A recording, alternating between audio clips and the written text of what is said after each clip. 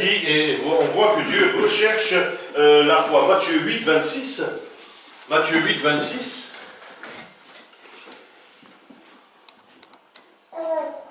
Dit, pourquoi avez-vous peur, gens de peu de foi? Si vous avez la foi, restez des hommes et des femmes de foi. Si vous lisez ces versets, vous allez voir que la foi peut transporter les montagnes. La foi, alors il se leva, menaça les vents et la mer, il eut un grand calme. Si vous voulez du calme dans votre vie, si vous voulez être tranquille, si vous voulez que les vents et la mer s'arrêtent, se calment, les problèmes de vie, les problèmes de corps, les problèmes de cœur, et toutes sortes de problèmes, alors il vous faut trouver la foi. Sans la foi, vous n'arriverez à rien du tout. Donc l'écriture et la foi sont très importantes l'un et l'autre. On les accroche les uns avec les autres. Vous allez voir que les cinq domaines sont accrochables.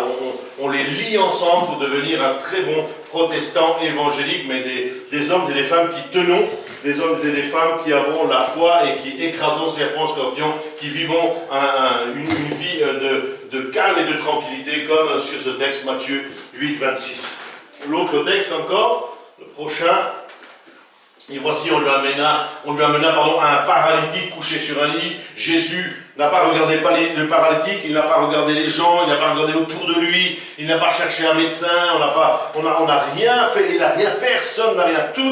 Toute la concentration s'est tournée vers la foi. Et Jésus a vu non pas les circonstances, non pas tout ce qui s'est passé, tout ce qui se dit, et tout le brouhaha d'à côté, tout ce qui se faisait, il a regardé la foi, et c'est au nom de la foi. C'est au nom de la foi et c'est par la foi que cet homme a été totalement guéri. Vous voulez guérir, vous voulez être transformé, vous voulez être visité, vous voulez être meilleur, vous voulez avoir une vie beaucoup meilleure alors cherchez la foi par la parole de Dieu.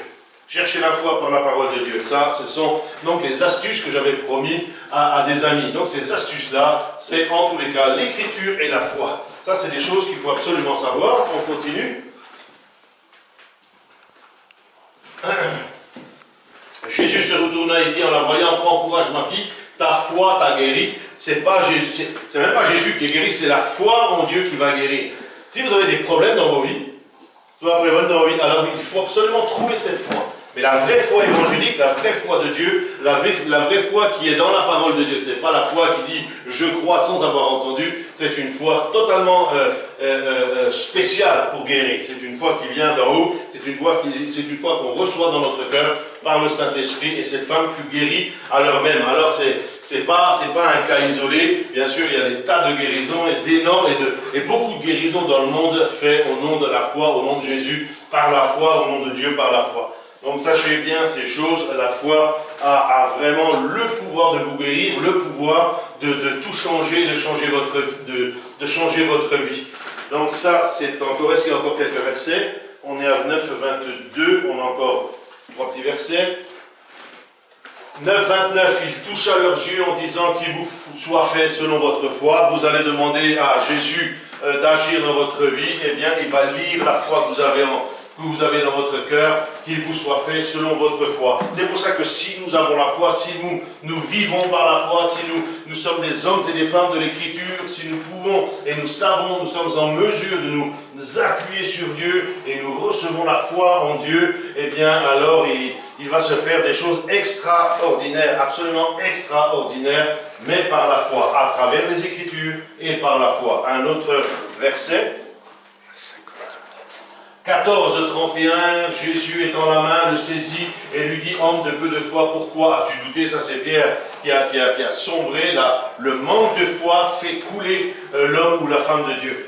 Le manque de foi, le doute en Dieu, douter de Dieu, eh bien, réactive et réanime un peu le monde spirituel, il réanime les choses de la chair. La chair repousse, les démons sont nouveaux à l'œuvre parce qu'il y a du doute. À chaque fois qu'il y aura une expression de doute, eh bien, à chaque fois, il y aura des combats spirituels qui peuvent se mener dans votre vie. C'est pour ça que nous devons absolument être des hommes ou des femmes de foi, parce que Dieu cherche la foi dans l'homme, cherche la foi dans la femme. Continue.